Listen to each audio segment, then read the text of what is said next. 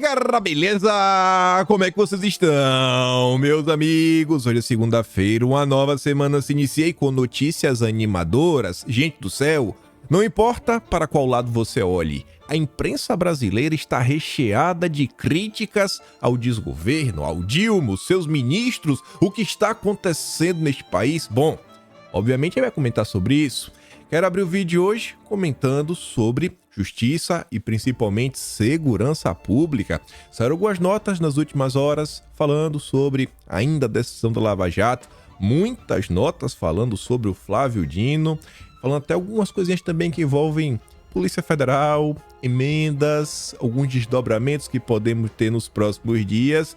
Eu acho que o Dilma tem os motivos para, pelo menos, ficar em alerta.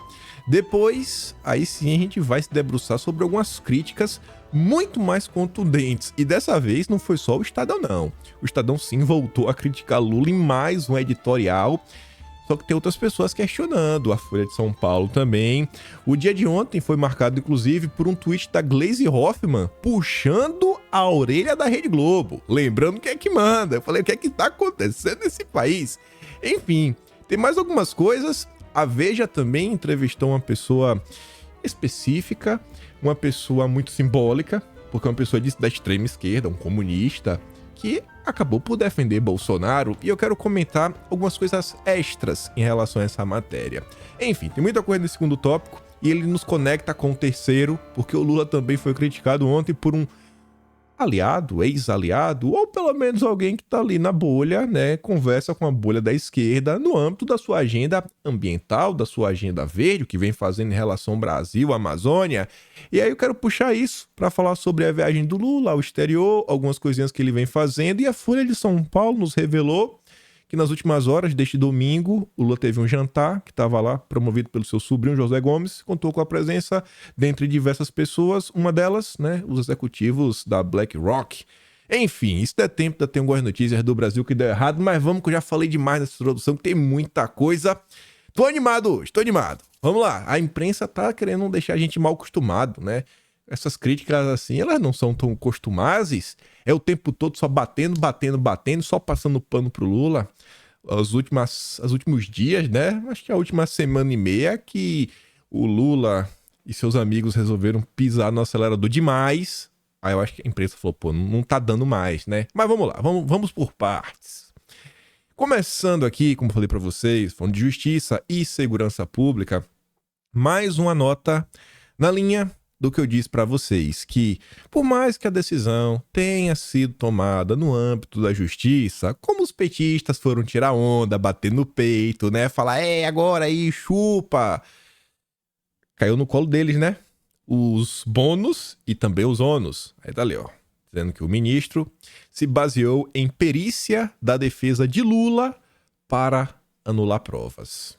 A decisão aí que anulou aquelas questões da Odebrecht no âmbito da Lava Jato, pelo ministro Dias Toffoli, com base defesa de Lula, perícia da defesa de Lula, como tirar as consequências destes atos do colo do PT, já que os petistas abraçaram. E a imprensa está apontando isso, e aqui acaba por mexer, no coração das pessoas, mas enfim. O perito indicado pela defesa de Lula apontou irregularidades na obtenção de provas de dois sistemas usados pela Odebrecht, o DROSYS e MyWebDB. Essas tecnologias funcionavam no Departamento de Operações Estruturadas, que, segundo a Lava Jato, descobriu e a própria Odebrecht admitiu, funcionava como um departamento da propina. Na decisão deste mês, o ministro tornou nula todas as provas obtidas nesses dois sistemas que considerou imprestáveis. A matéria é um pouco mais longa, conta um pouco da defesa do Dilma, também traz um contraponto de membros do Ministério Público que falam que a tese não se sustenta. Mas o que chama a minha atenção, assim, porque ficar discutindo a decisão, presta, não presta, todo mundo tem sua opinião formada. O que chama a minha atenção nisso é como a imprensa ela vem pintando, perícia do Lula, os petistas fizeram isso, e as críticas estão sempre sendo associadas ao PT. Por quê? Porque o PT abraçou, o PT personalizou uma decisão judicial. Agora aguenta.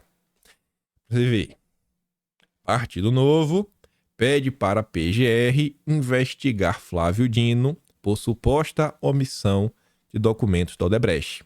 Comentamos ao longo da semana, quem revelou essa informação foi a Veja, que o ministro tomou uma decisão, mas depois a turma lá do Ministério Público refez a pesquisa com mais algumas informações, inclusive com dados que foram tornados disponíveis, se não foi dia 6, foi dia 12, foi por agora, pela ANPR, Associação Nacional dos Procuradores da República, e lá eles davam as informações extras, uma nota técnica, e eles conseguiram achar os processos, para mostrar que, acho que o Ministério da Justiça esqueceu uma coisinha muito importante, né? E aí tá ali, o Departamento do Ministério da Justiça só encontrou acordo de cooperação após a decisão, que invalidou provas do acordo leniense da construtora. A abertura de investigação depende de decisão da PGR. Mas independente disso, veja em quem está recaindo. O PT tá demais. O PT tá demais. Falei que não era só justiça, mas também segurança pública. Segurança pública, sob Dino, vive cenário de inanição completa. Anteontem, o Datafolha revelou que o principal problema, na opinião dos brasileiros entrevistados, era a segurança pública. E eles estão batendo na tecla. Nos últimos dias, também estão comentando sobre isso. Nos últimos dias saíram notas sobre o que está acontecendo, inclusive na Bahia, um cenário de caos. E agora é a vez também de se questionar. E aí? Qual é o plano? Qual é o projeto de país? A fritura que o ministro da Justiça, Flávio Dino, vem sofrendo pela falta de um projeto mais robusto na segurança pública, conforme relatado pela coluna, ganhou o respaldo de especialistas do setor. Na avaliação de Rafael Alcadipani, professor da FGV e membro do Fórum Brasileiro de Segurança Pública, o governo Lula III apresenta um cenário de inanição completa nestes 9 meses de gestão. A declaração foi dada ao podcast Estadão Notícias, que será publicado nesta segunda-feira, dia 18, ouça aqui. Abre aspas. A gente não vê medidas efetivas sendo feitas pelo governo federal na segurança pública. É um governo que não tem uma articulação de esforços que seja minimamente convincente. Aí eu te pergunto, você acha que esse professor, o Rafael, um especialista na área, FGV, você acha que esse cara queria ou não queria ver um projeto robusto de segurança pública? Óbvio, acho que qualquer brasileiro quer. Ele tá falando que não tem. É inanição. E aí que entra o que eu falei no vídeo ontem. Pessoal, o Brasil está horrível. Mas, se a gente tentar olhar os aspectos positivos disso, significa que sim, não tem concorrente.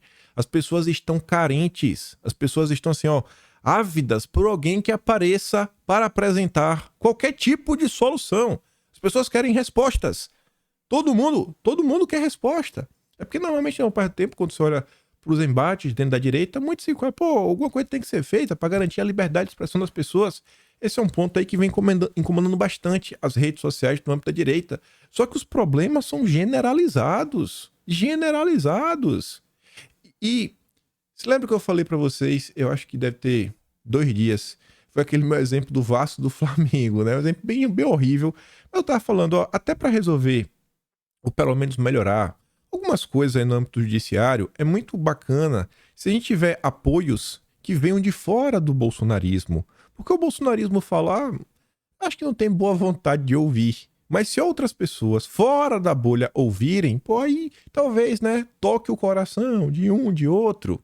Então, assim, a gente tem tópicos que a direita, meu Deus, são pautas assim históricas da direita que até quem não gosta de Bolsonaro reconhece que Bolsonaro sempre privilegiou as forças de segurança. Sempre. É uma agenda dele. Sempre foi isso daí.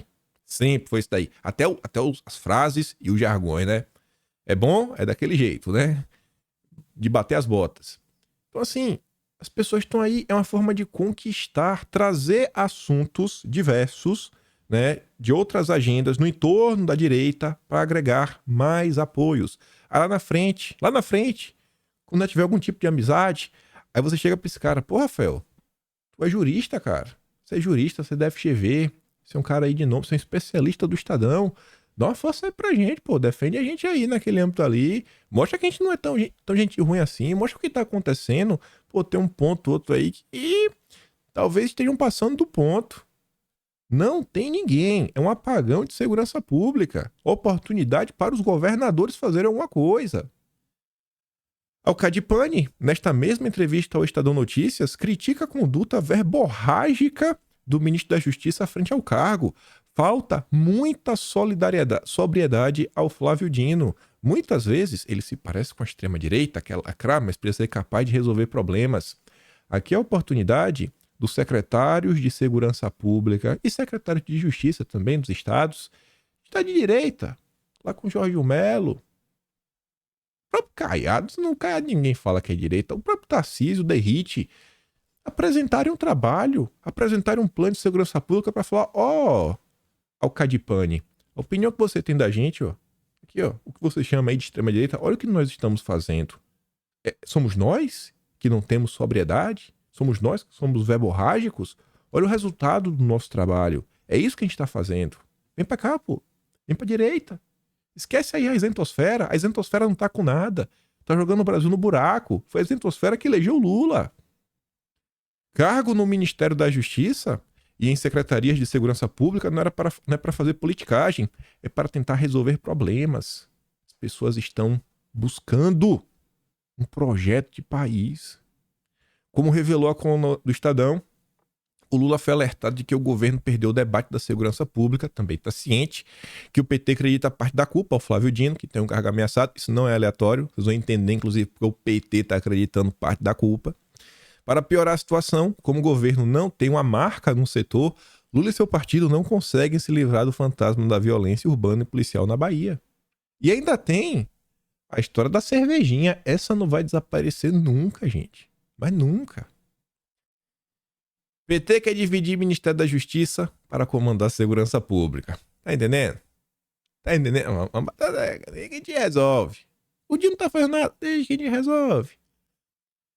O apetite saciável do PT por cargos também é mais forte do que eles. É aquela fábula do sapo e do escorpião. O escorpião pede pro sapo, não, vou atravessar o rio. Não, tu vai me ferrar. Não vou não, vou atravessar. É no meio do percurso, o escorpião ferra o sapo e os dois morrem afogados. É o PT. O PT não aguenta. É mais forte que eles. Está na natureza dos petistas. Estão em busca. Os petistas também acreditam o desaparecimento ou enfraquecimento do PT no Maranhão ao Dino. Ele trouxe o apoio da esquerda no Maranhão para ele. Então os petistas não batem muito bem, né? Eles não sabem dividir o poder. E como o Dino é do PSB, era do PCdoB, os petistas olham como você é da série B. Você não faz parte do nosso grupo. E olha qual é a ideia deles. Eles não querem que o Dino seja indicado para o Supremo. Eles querem que ele fique no cargo para tentar depois dividir a pasta e tomar o controle da área de segurança pública. E por quê? Porque não é o candidato petista. Não é. Ele tem a agenda dele. O candidato dos petistas é o Messias, da AGU. O Messias, né, também conhecido. Ficou muito conhecido no Brasil. E aí, sobre isso, essa nota aqui foi muito descarada. Eita! Essa notinha aqui, essa nota do Lauro Jardim, que é com carne com Haddad. Olha que nota descarada. Isso aqui foi os petistas. Se eu fosse Flávio Dino, eu ficava ligeiro, viu? Ficava ligeiro com os petistas. Favorito ao Supremo? Dino pode repetir o passado para realizar sonho. Já é um clickbait. Você fica assim, o que essa nota quer falar, né? Uma manchete misteriosa.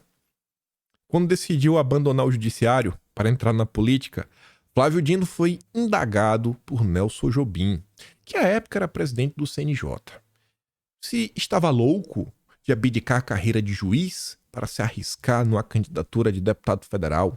E aí, despontando hoje como favorito ao Supremo, Flávio Dino pode repetir o passado.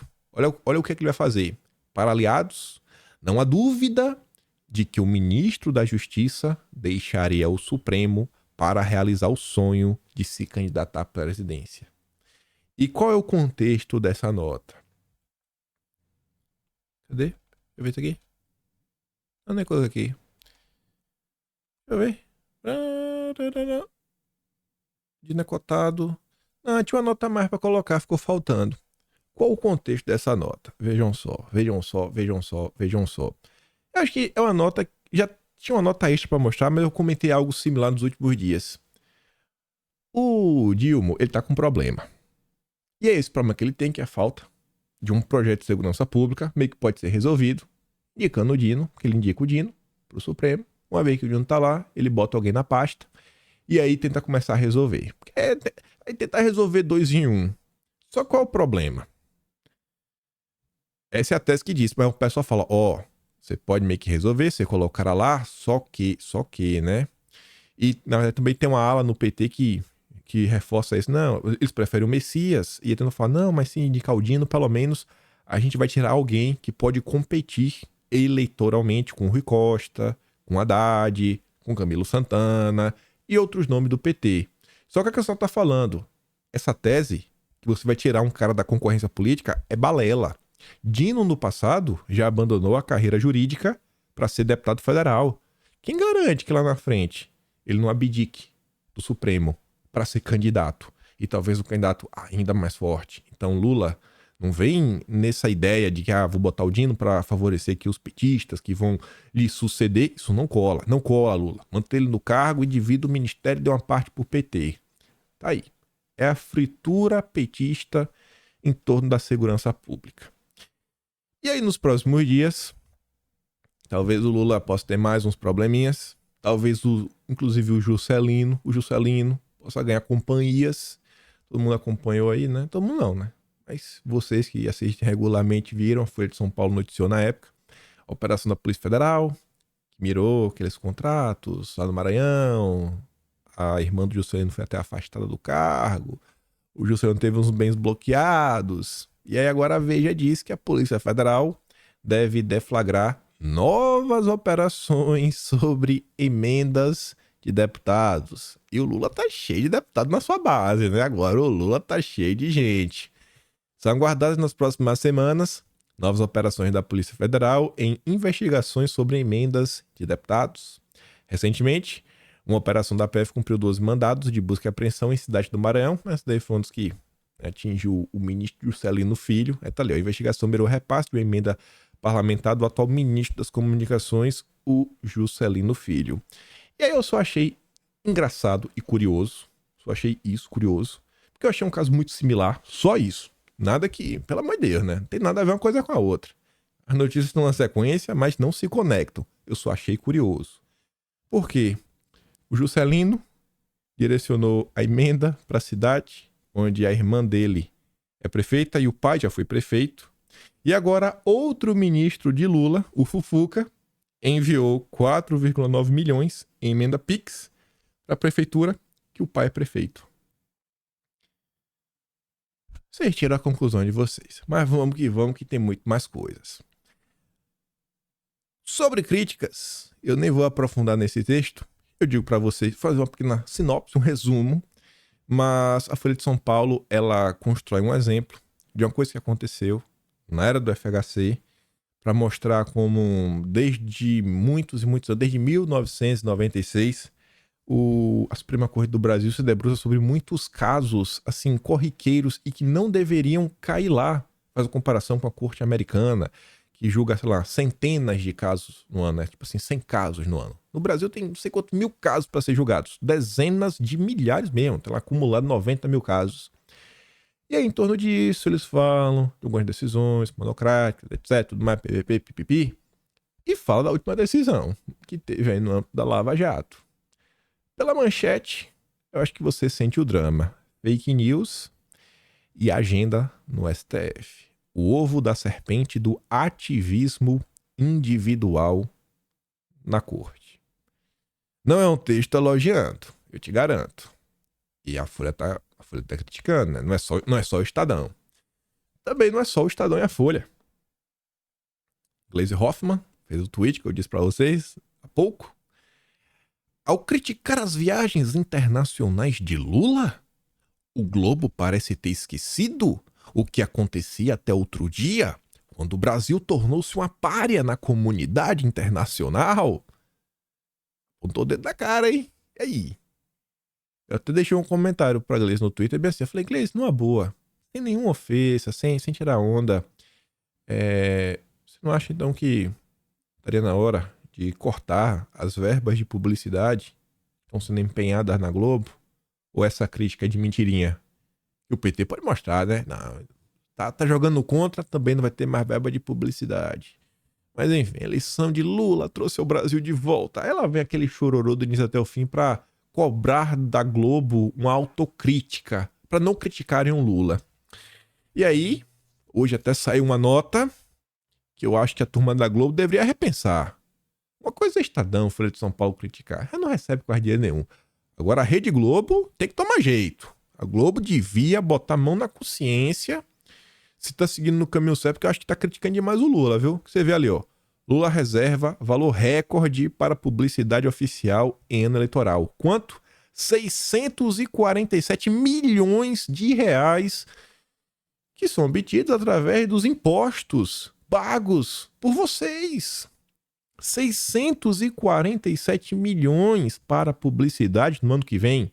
Este ano, o governo teve 359 milhões. Quase o dobro.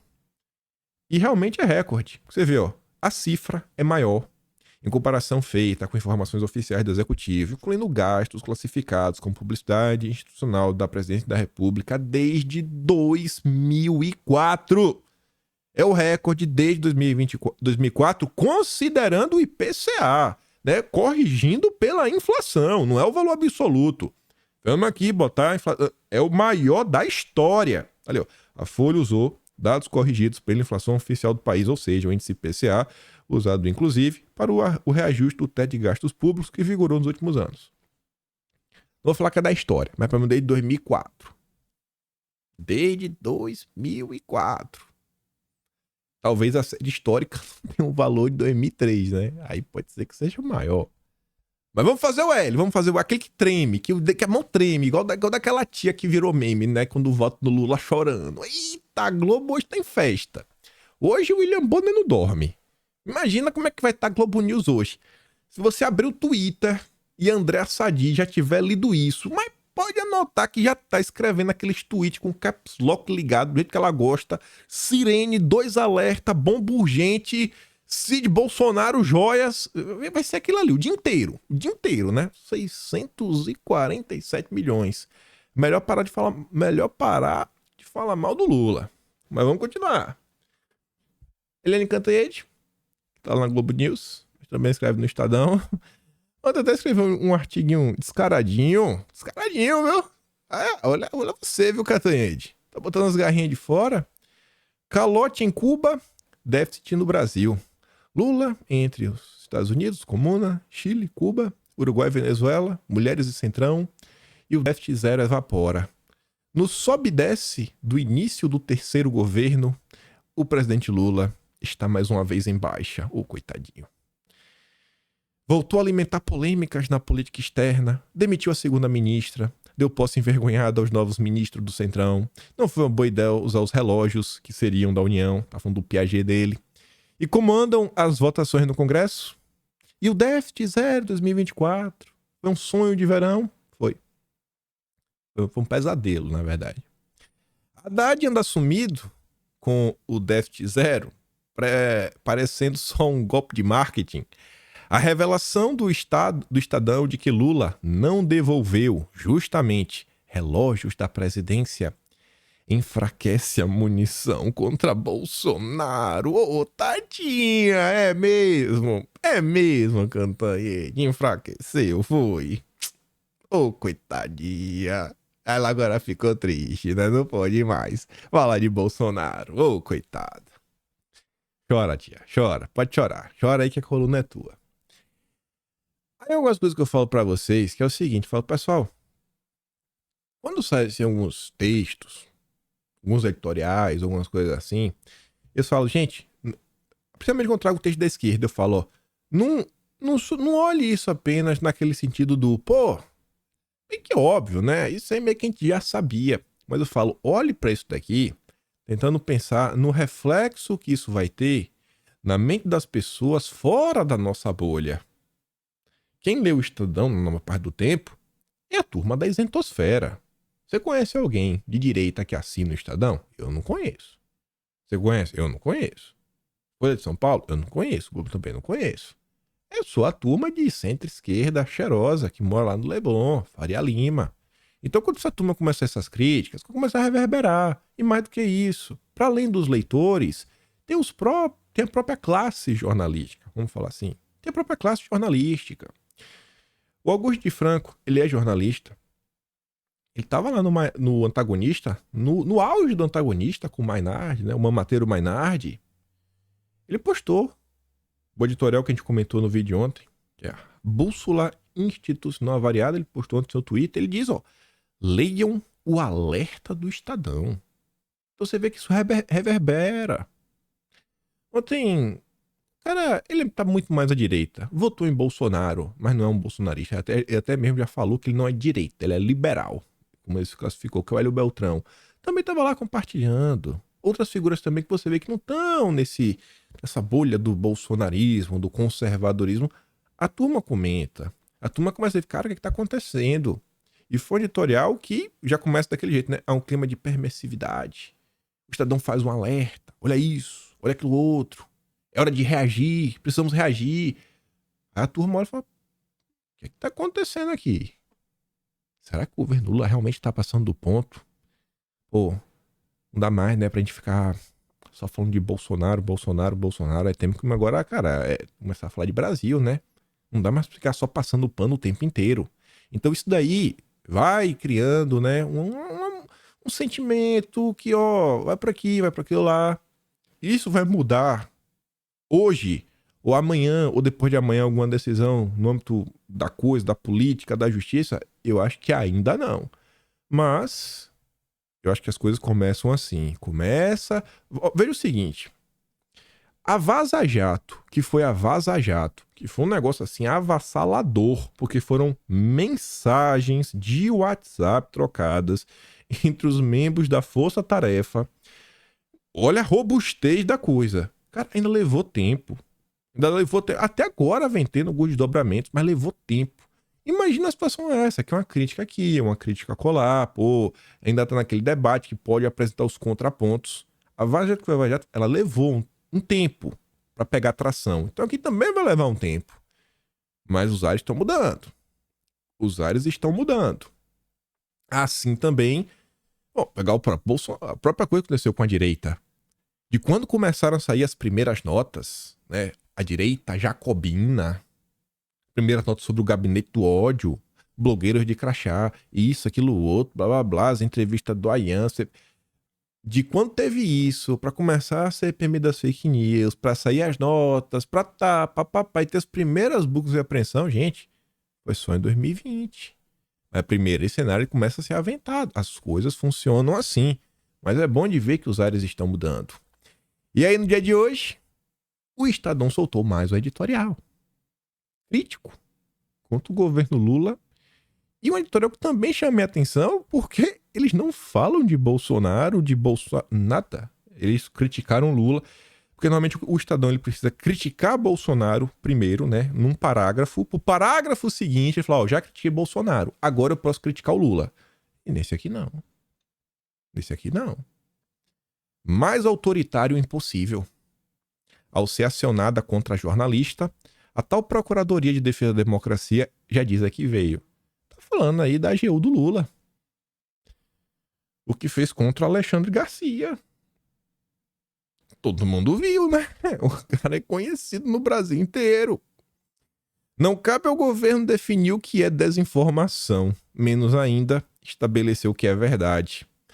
A medida do governo era uma evidente contradição. Com o objetivo oficial de defender a democracia, o órgão se propõe a realizar uma tarefa própria dos regimes autoritários. Quer fazer o quê? O estabelecimento pelo governante do que pode ser dito numa sociedade. Eu que digo que você pode falar. Recentemente, a pretensão autoritária materializou-se. O AGU determinou à Procuradoria Nacional da Defesa da Democracia a imediata instauração de procedimento contra a campanha de desinformação promovida pelo jornalista.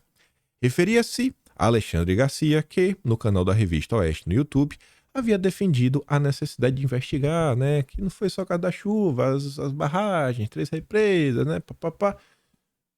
Eu achei muito bacana do Estadão falar, ó, pô, ele falou sobre a necessidade de investigar, porque ele realmente falou sobre isso. O Estadão depois disso, pô, a gente averiguou que, independente a forma como as barragens foram criadas, né? Não existe a possibilidade aventada, uma vez que as hidrelétricas foram construídas com técnica que não interfere na vazão dos rios, apurou o jornal. Só que ainda assim, e foi o que eu falei na época, eu falei, pessoal, é só, independente dele estar certo, dele estar errado, ele está 100% errado. Alguém vai querer me convencer que o Alexandre Garcia, com toda a história que ele tem, todo o respaldo, todo o renome, vocês querem me convencer que ele tá mentindo propositalmente numa campanha de desinformação. Isso é um absurdo. Não dá para crer. Não é verossímil uma afirmação dessa. Tava óbvio que tá passando dos limites. E aí o Estadão diz, ó, no entanto, a arbitrariedade da atuação da AGU não tem nenhuma relação se a hipótese aventada pelo jornalista era correta ou não. Não importa se está certo ou errado. O que está sendo feito está passando de todos os pontos. O ponto é prévio. Não cabe ao executivo fazer o controle da informação numa sociedade livre. Não cabe ao Estado ter censores da verdade que, como se pode constatar agora, são usados apenas contra os inimigos do governo. É mesmo. Descobriu hoje. Só usa contra os inimigos do governo. Bacana, hein? Antes tarde do que nunca. Mas vamos lá. Desde janeiro, Lula e o PT difundiram diversas inverdades sobre questões públicas. Caso recente foi a reedição da história do golpe contra Dilma, a partir da distorção do conteúdo de uma decisão judicial. Aí o Estadão relembra como foi essa decisão, babaca, um absurdo, que o PT estava mentindo, enfim. Não se viu a AGU agir para impedir a difusão de tal desinformação que, entre outros danos, ofende gravemente o Legislativo e o Judiciário. Dizer que o Estadão não é assessor da verdade, dizer que o Estado não é assessor da verdade, não significa postular um regime de responsabilidade para o jornalismo. A imprensa responde juridicamente pelo que publica, mas a análise dessa responsabilidade é feita a posteriori pelo Judiciário com as garantias próprias de um processo judicial. Isso não estava acontecendo. Não está acontecendo no Brasil até hoje, né? Não é executivo porque assim o quer. Quem define o que pode ser dito. Isso não é democracia. É mais que hora de ser reconhecida a inconstitucionalidade de tal Procuradoria Nacional da União de Defesa da Democracia. O Estadão clama que nós reconheçamos, né, que a Procuradoria do Lula é inconstitucional. Outra coisa, saindo aqui um pouquinho do texto em si. Vocês conseguem lembrar de quando a confusão começou para valer, ali em 2020, e diante, 2020, 2021, 2022. Vocês conseguem lembrar de notas da imprensa, mais do que notas, porque nota pode ter alguém que escreveu lá uma opinião qualquer. Tu pegou um cara mais direito, o cara escreveu uma nota. Mas vocês conseguem lembrar um editorial, porque o editorial é em nome do veículo de imprensa. Vocês conseguem lembrar de um único editorial falando, ó, o que está sendo feito contra os bolsonaristas está demais. Está passando do ponto. Está demais, está passando do ponto. É por isso que eu vejo uma nota dessa, eu começo a falar, pô, isso aqui é simbólico. Porque não é que eu tô caçando nota criticando o governo. Estão sendo recorrentes. O Estadão solta diariamente 2 editoriais. E tá assim, na última semana, nos últimos 7 dias, são pelo menos 3 editoriais bem fortes. Começou aquele Lava Jato 2.0, esse chamou a atenção da própria esquerda. Mostrei aquele texto da turma do GGN, falando, ó, o Estadão já virou aí braço auxiliar do bolsonarismo. Aquela chateação. Aí depois teve o da Bússola, que é o que a gente comentou agora, ontem. Augusto de Franco falando. Tem esse aí agora, falando da AGU do Lula. Sequer fala, não, mas o bolsonarismo fazer... Não, tá criticando por criticar sem querer envolver terceiros. Mais um. Veja como tá todo mundo criticando. Todo mundo criticando. Aí a Veja bem que sentiu naquela, pô, tá todo mundo criticando, eu vou criticar também, né? Eu vou criticar também. A Veja podia não criticar, ela podia, sei lá, reforçar o que o governo diz, etc. Ela podia ficar calada como normalmente ficou todos esses anos, mas não. Gente, são todos os grandes veículos de imprensa que nas últimas horas fizeram algum tipo de crítica contra o Lula. Quando é que vocês lembram disso acontecendo? Sei lá, só quando o Lula falou uma coisa muito absurda. Só que a Veja abre espaço, na verdade, não é pra criticar o Lula. A gente critica, né? Porque a gente sabe que os petistas estão celebrando, também estão matando no peito e politizando tudo que está acontecendo, como se fosse uma grande vitória deles. Que é o que está acontecendo em relação a Bolsonaro e também ao dia 8. A Veja entrevistou Rui Costa Pimenta, trouxe aqui as principais perguntas e respostas.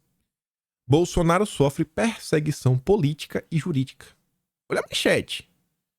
Olha, já a manchete. Diz dirigente comunista. É uma fala que tá... Olha, o cara falou, irmão, ó, não é um bolsonarista que está falando isso. É um dirigente comunista. Chupa essa pinha.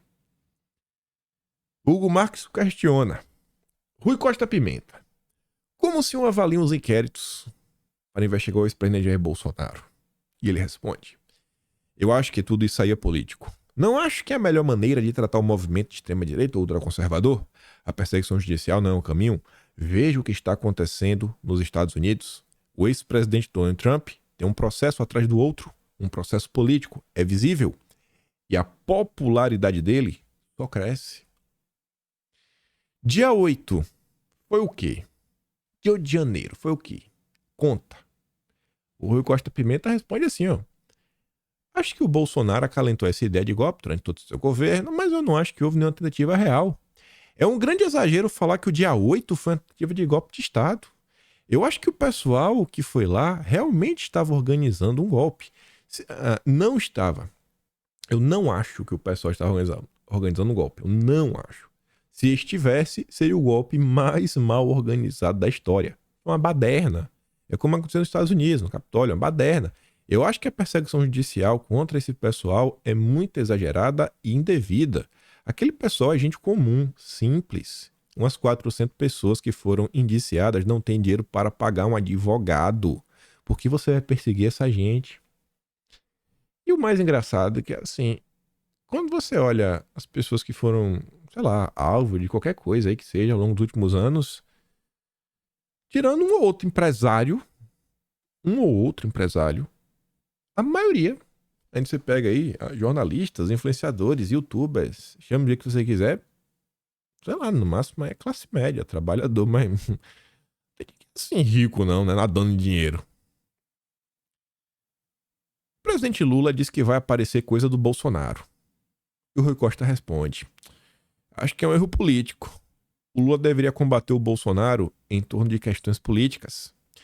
E há muitas políticas para ele combater o Bolsonaro. O Lula precisaria ganhar uma parte da base bolsonarista.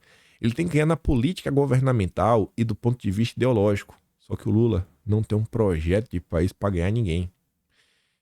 Se fala muito que Bolsonaro falsificou a carteirinha, né? Por isso, ele tem que ser proibido de participar da eleição. Ninguém leva isso a sério. Nem esse negócio de joias. Que André Sadi não leia isso. O senhor também critica a decisão que tornou Bolsonaro inelegível. Por quê? Eu acho que a decisão foi totalmente irregular. Ele foi condenado por aquela espécie de coletiva de imprensa que fez com embaixadores antes da eleição. O presidente da República tem o direito de convocar o pessoal. O pessoal vai se quiser.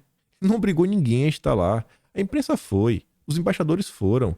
Ele disse a opinião dele. É um absurdo caracterizar isso como um crime. É um debate político. E esse texto aqui nos conecta com o próximo tema, que é a Agenda Internacional do Dilma. Baita texto interessante. O último parágrafo foi o que eu mais gostei. E vocês vão entender por quê. Porque eu gosto de estar certo. Governo no retrovisor e judiciário politizado. Pela manchete já sentiu, né? Do que é que vai ser. O que é que esse texto vai falar. A pacificação no Brasil passa pelo respeito à verdade e por um sincero esforço de conciliação. Lula não pode governar uma vingança. Esse é o subtítulo do texto de Carlos Alberto de Franco. A Semana da Pátria fechou em tom acinzentado. Em Brasília, no coração do poder, a festa transcorreu sem incidentes, mas sem o povo. Infelizmente, o verde e amarelo sumiu da esplanada dos ministérios. Festa cívica sem povo é como um jogo de futebol sem gol. Uma pena. O Brasil precisa superar a polarização insana e abrir vielas de diálogo, respeito e compreensão. O governo tem muita responsabilidade no climão. Lula é um populista carismático, mas não é estadista. Está com o olho no retrovisor o tempo todo. Só os estadistas são capazes de expulsar o rancor da alma e olhar com grandeza para um projeto maior. Não vejo isso no presidente da República. Ele está algemado por uma imensa mágoa e refém ressentimento. A vingança não é um instrumento de crescimento. Aí o Di Franco usa aqui um exemplo que eu achei muito interessante. Por quê? Ele faz uma pequena retrospectiva histórica para falar que lá nos idos do Juscelino Kubitschek, ele fala que o Juscelino não foi um estadista de verdade, porque assim que ele assumiu a presidência, ainda no primeiro mês de mandato, teve uma revolução, né? Uma revolta da turma da aeronáutica, se organizou, fez um levante contra ele, acalmou as coisas, e aí, ó, sufocada a rebelião, como devia ser, JK anistiou todos os envolvidos. O presidente era um homem sem retrovisor, sem ódios, sem amarguras, olhava pra frente. Uma rebelião no primeiro mês, anistiou, não, vida que segue. Vamos falar de Brasil. Tinha a grandeza dos estadistas. Eu acho que ele escolheu esse exemplo exatamente pelo que aconteceu em janeiro deste ano. Mas vamos lá. Em seu discurso, que agora ele faz o contraponto, né? O que o JK fez para mostrar o que o Lula fez já em seu discurso de posse, né? No amanhecer de seu governo. Lula disse que venceu um projeto de destruição do país e da democracia, jogou no injusto limbo do autoritarismo, da mentira e do ódio 58,2 milhões de brasileiros que votaram em Jair Bolsonaro. Fiquei surpreso, hein? Olha só. Nem toda a direita é malvada. Quem poderia imaginar, né, que dentro de 58,2 milhões de pessoas, a maioria é de bom coração.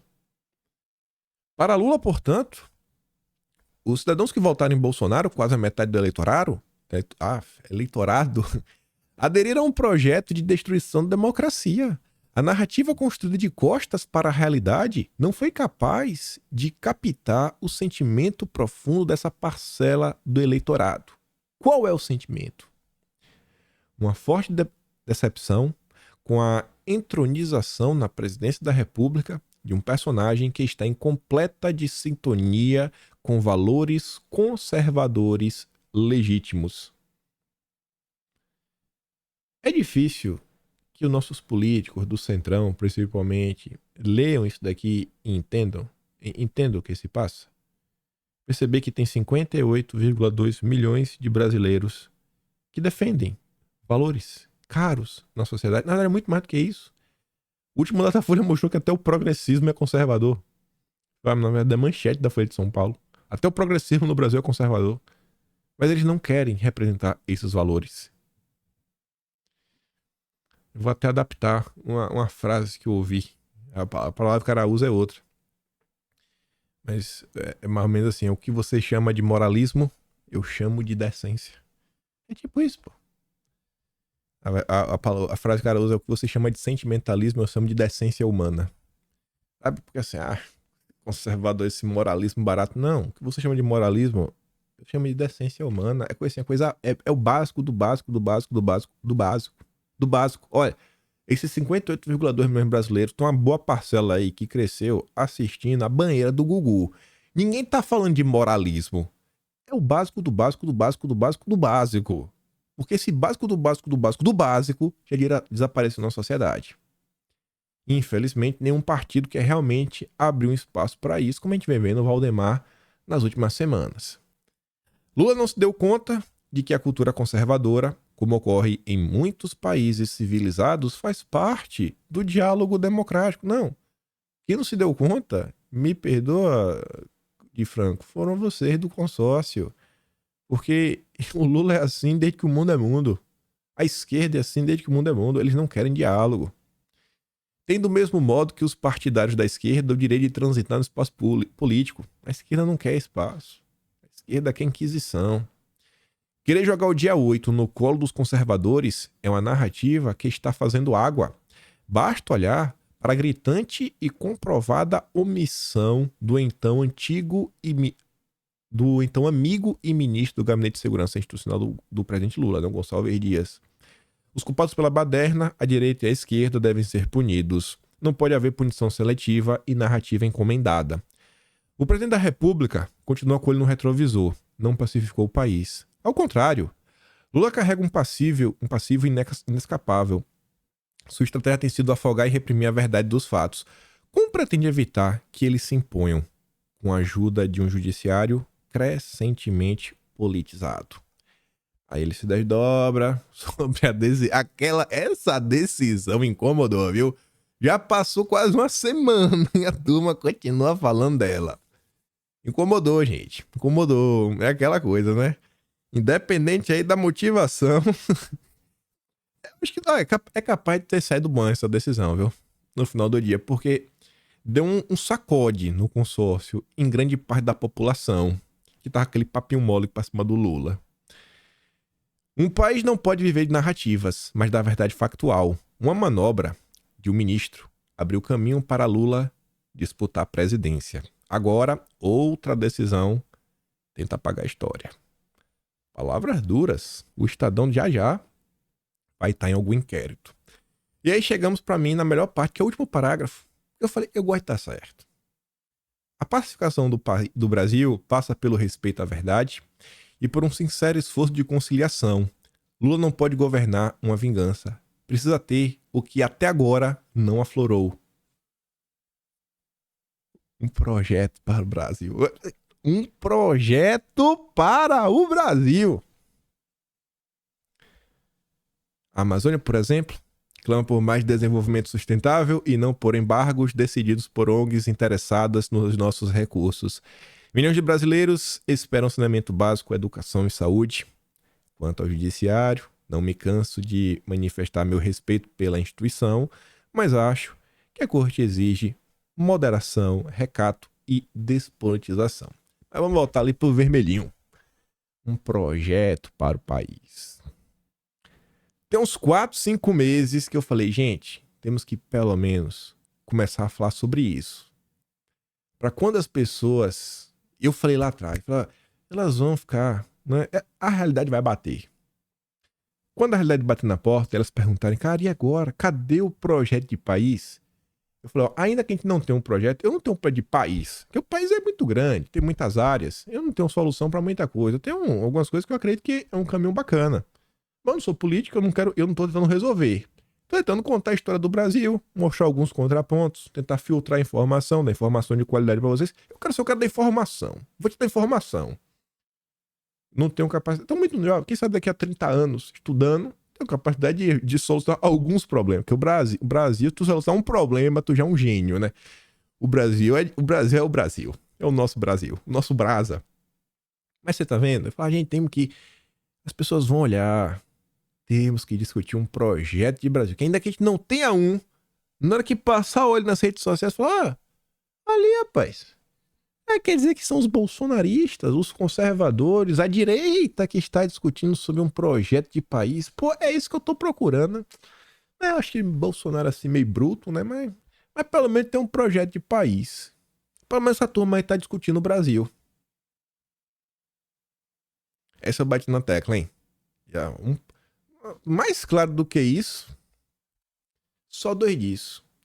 E aí eu falei que essa matéria se conectava com o final, porque você vê, eu até fiquei surpreso, ele fala, ó, a Amazônia, por exemplo, clama por mais desenvolvimento sustentável e não por embargos decididos por ONGs.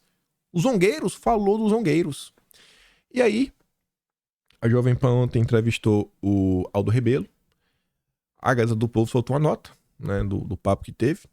Rebelo diz que o governo Lula entrega a Amazônia aos interesses internacionais, aos zongueiros. Ex-deputado e ex-ministro da Defesa, Aldo Rebelo, diz que o governo Lula entrega o destino da Amazônia, pelo menos parcialmente, ao controle dos interesses internacionais, ao avaliar os 9 primeiros meses de mandato. Rebelo também diz que o governo está carregado de contradições e ambiguidades. É um governo que aprende a fazer política externa independente, mas naquilo que é o tema mais importante da política externa do Brasil, que é a Amazônia, é um governo que se aproxima de uma partilha, uma administração partilhada com os interesses nacionais, com as ONGs financiadas do exterior. Ele também falou sobre a mini-reforma ministerial, que demitiu a Ana Moser. Segundo ex-deputado, a ex-ministra do Esporte, Ana Moser, foi vítima de um arranjo para cumprir uma cota de gênero, uma cota política de sustentação parlamentar, e assumiu a pasta sem que o governo tivesse um planejamento para o setor, sem um plano de país, um projeto de Brasil sobre o esporte. Tá todo mundo em busca de um Brasil. Tá todo mundo em busca de soluções. Eu acho que a gente tem que também entrar nesse âmbito das proposições. Não só criticar um pouquinho aqui, pedir uma coisa aqui lá. Eu tenho as críticas do que não fazer, que é não abraçar a agenda verde. Pelo menos isso. Aqui a gente comentou no vídeo ontem um estudo que saiu, a Folha repercutiu esse assunto, só para reforçar, crédito de carbono presta, mas na terra dos europeus. Crédito de carbono gerado na Amazônia não tem nenhum valor. É assim que eles estão querendo falar. Entendendo? Então assim, o Brasil tem uma Amazônia gigantesca preservada. Vocês têm que preservar sem ganhar R$1. Nem crédito de carbono você vai ter. É pior do que se imaginava, tá, Leo?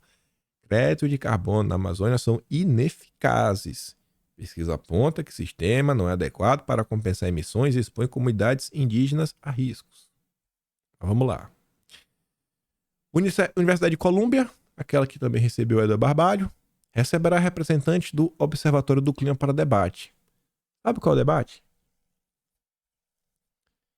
A turminha do Observatório do Clima vai lá para os Estados Unidos para falar como a rede tem atuado perante o Supremo e outras instâncias do Judiciário em prol da pauta climática. Você vai para fora do país ensinar ativismo judicial, meu Deus do céu. Eu sou contra isso, né? O meu pé de país, os zongueiros não tem vez. No meu Brasil, os zongueiros não tem vez. Um Brasil sem zongueiros. Um Brasil que as decisões são tomadas pelos brasileiros, não pelos zongueiros. O debate deve se centrar no período entre 2020 e 2023, contemplando a maior parte do governo Bolsonaro. Aí saiu essa nota. Isso aqui é muito absurdo, nem já comentou sobre isso. O governo mais entreguista e vassalo da história deste país. Wall Street e Faria Lima articulam participação na emissão externa de títulos verdes do Tesouro. Gente, olha só, o governo, qual que o governo quer fazer? O governo tem dinheiro para fazer as coisas, né? Aí, quando tem dinheiro, tem que contrair dívida. Aí emite papel de juros da dívida, né? Dívida pública. Agora esse papel de dívida pública vai criar dívidas, que vai ser dívidas verdes. Significa que essas dívidas só tem que ser utilizadas obrigatoriamente para financiar projetos verdes. Tipo, transição energética, né? O PAC verde. Mas no final do dia, você tem que entender o seguinte. Você está emitindo a dívida, vai ter um juros, que o governo acaba honrando. Estaremos aumentando a dívida brasileira em prol da agenda verde, da agenda ESG. A turma da esquerda, que falava lá atrás, na primeira eleição do Lula, da moratória na dívida, não ia pagar o FMI, agora, essa mesma esquerda está aumentando a dívida, só que agora a dívida é verde.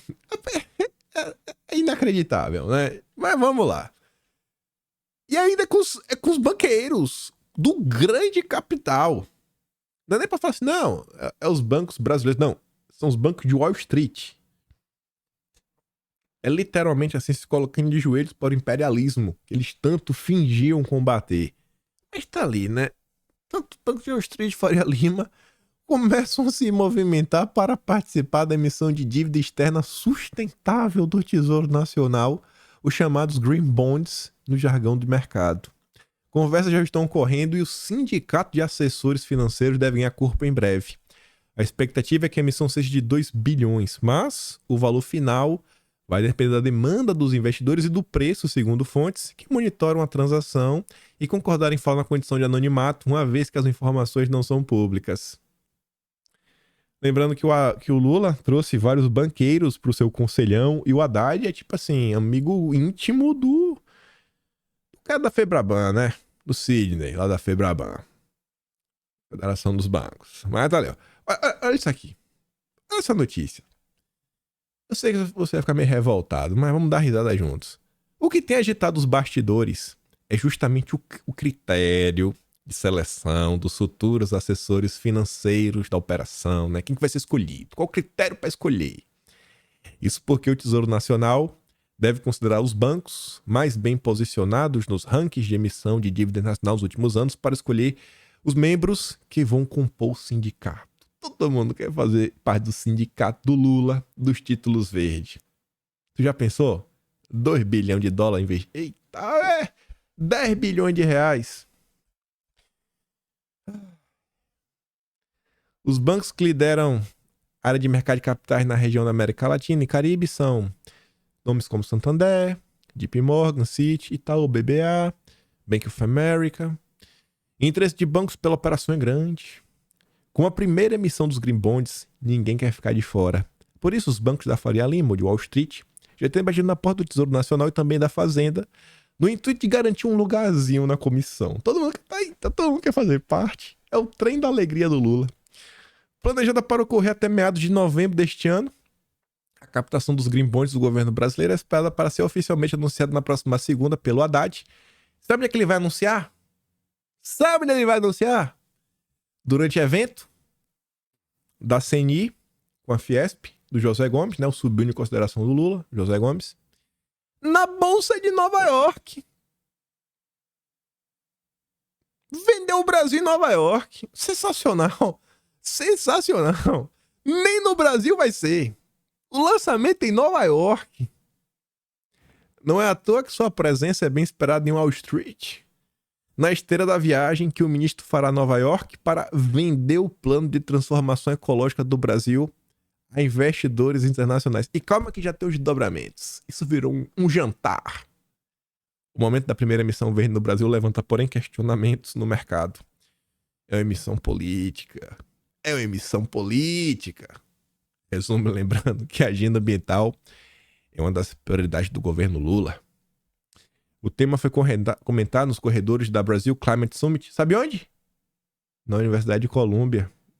A mesma que a gente acabou de comentar. Da turma do Observatório do Clima, que foi lá ensinar o caminho das pedras do judiciário para você barrar o desenvolvimento nacional. Quem tava lá? Pedro Parente. Ex-presidente de grandes empresas como a Petrobras, BRF. Diz que se fosse ele, esperaria mais tempo até ter resultado concreto. Nem o Pedro Parente tá botando muita fé, né? Assim, se ele estivesse no governo, mas todo mundo vai investir nos aportes aí, né? Além disso, o cenário externo não é tão favorável, lembrou o Armínio Fraga. Do lado ambiental, porém, as fontes argumentam, os zongueiros argumentam que a urgência na captação de recursos para destinação a projetos verdes e, consequentemente, a estruturação de uma nova fonte de recursos para a agenda verde. A gente não pode esperar. A transição energética não pode esperar. Isso foi até o que eu falei com vocês do PAC. Petrobras, o brasileiro fica maluco. Foi Petrobras, Lava Jato. Foi de Lava Jato. Essa empreiteira da Lava Jato. Fica louco. Mais um PAC de 1 trilhão e 700 bilhões. Não, ninguém liga. Ninguém tá nem aí. Ninguém liga. Tá aí, ó. Vai tá avançando. E aí, o Lulinha e o Haddad chegaram nos Estados Unidos. O Brasil não tem condições de fazer grande programa de subsídios, como os Estados Unidos. Não sei quando é que a gente vai conseguir subsidiar. Questionado sobre as expectativas com o evento ao longo da semana, Haddad respondeu que sua fixação é a transformação ecológica. Fixado nisso, tá vendo, gente? Tá fixado. O que mais precisa acontecer pra turma entender que tem algo mais muito errado nisso daqui? Não é pouco, não. Muito errado. O PT tá fixado na transição ecológica. O ministro destacou ainda o encontro de Lula com Biden, quarta-feira. Então o Lula deve estar maluco pra ver o chefe. O democrata apostou na transição, o democrata falando do Biden, né? O Lula não. Apostou na transição para a economia verde como uma das prioridades de seu mandato e plataforma para a reeleição. O Biden vai ensinar pro Lula. Vai ensinar pro Lula como agenda verde, ó. É boa demais, Lula. Confia no Biden. Haddad também comentou o recente roadshow sobre os títulos verdes, que a gente acabou de comentar aí, né? Os Green Bonds vão ser emitidos pelo Tesouro no mercado internacional O assessor da Fazenda, Rafael Dubeus, encarregado do Plano de Transição Ecológica da Fazenda, fez 36 reuniões com cerca de 60 fundos de investimento, de acordo com o ministro. Comentamos muito sobre o Rafael Dubeus no final de agosto. Ele foi entrevistado pelo Estadão para falar sobre o mercado regulado de carbono, falando que no Brasil você vai ter que comprar o direito de poluir. Se prepara. Se prepara. Que tá vindo com tudo. E comentamos, acho que em julho, ou foi em junho, quando surgiu aquela história de neoindustrialização, eu falei, pessoal, olha só, a esquerda, ela não brinca com palavras. Se tem umas coisas que a esquerda é mestre, além de mídia, de marketing, de propaganda, é o uso das palavras. Se a esquerda parou de falar de reindustrialização e agora está falando de neoindustrialização, mas pode ter certeza. Se você tem um zíper no seu bolso, feche o zíper. Feche o zíper. Ou esconda a carteira na cueca. Eles estão vindo para cima de você. Vamos tentar uma transição energética, a transição ecológica, mediante um processo de neoindustrialização. Não é aleatório. E aí, eu falei que teve desdobramentos. Na noite deste domingo, Lulinha participou de um jantar com empresários, investidores, oferecidos pela Fiesp. Aí quem tava lá lendo Lira, papapá, Luiz Marinho do Trabalho, Pacheco, vários fundos, dentre eles a BlackRock. Eu até fiz uma piada no Twitter, falei, eita, qual será o cardápio? Amazônia ao molho de chuchu, recheado com lulas? Isso aqui eu não vou comentar agora, que vai ficar muito longo, mas ia encaixar muito bem para exemplificar essa questão de como a agenda verde é lucrativa. Mas enfim, acho que a mensagem ficou. Amanhã a gente comenta mais sobre o Brasil que deu errado, porque o Brasil que deu errado a gente comenta todo dia. Todo dia a gente comenta esse Brasil. Mas reflete sobre isso daí. Veja o que está acontecendo. Precisamos falar de Brasil. Precisamos falar de propostas. Precisamos falar um projeto de país. As pessoas estão ansiosas por isso. E eu fico por aqui. Se gosta do meu trabalho, passa no meu canal. Tem um botão de valeu. Tem um peito na descrição. E tem o Atlas Brasileiro, quimpai.com.br, onde estamos relatando todas essas histórias. Já está disponível de janeiro a julho. Tudo lá. Nada, já tem 2.100 páginas escritas. Nada. Tem 5.000 notícias. Notícias, prints, vídeos e documentos registrados para contar a história deste Brasil que tá dando errado. Compartilhe esse vídeo, né? Daquela ajuda. Só tenho vocês para levar minha voz para mais pessoas. E volta amanhã, porque eu quero estar aqui amanhã e também quero ver vocês. E deixo sempre aquele grande beijo e abração juntos. Valeu, meus amigos. Fui!